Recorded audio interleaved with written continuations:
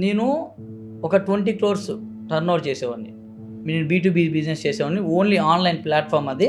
దాంట్లో హ్యాండ్మేడ్స్ అని చెప్పి బ్రాండ్ ఉండేది మాది. దాని నుంచి ఒక 20 crores టర్న్ ఓవర్ చేసేవాడిని ఇయర్లీ అంతే.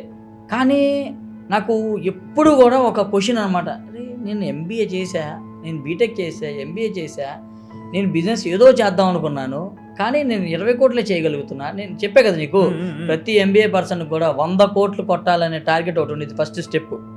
సో నేను 20 కోట్లే చేయగలుగుతున్నాను, నేను స్టక్ అయిపోయానా ఇక్కడ, ఏం చేయలేకపోతానన్న ఒక డిసప్పాయింట్మెంట్లో ఉండేవాడిని నేను.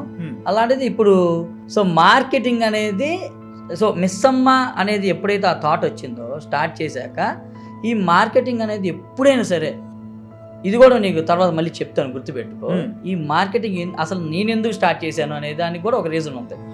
సో కానీ నేను చెప్తే ఏంటి అంటే, నేను శారీస్ కొంటాను అంటే పర్చేస్కి నేనే వెళ్తా, నేనే ప్రైజింగ్ వేస్తా, నేనే మార్కెట్ రీసెర్చ్ చేసుకుంటా, నేనే మొత్తం ప్రొడక్ట్స్ అన్నీ వచ్చాక మళ్ళీ రీచెక్ చేసుకుంటా.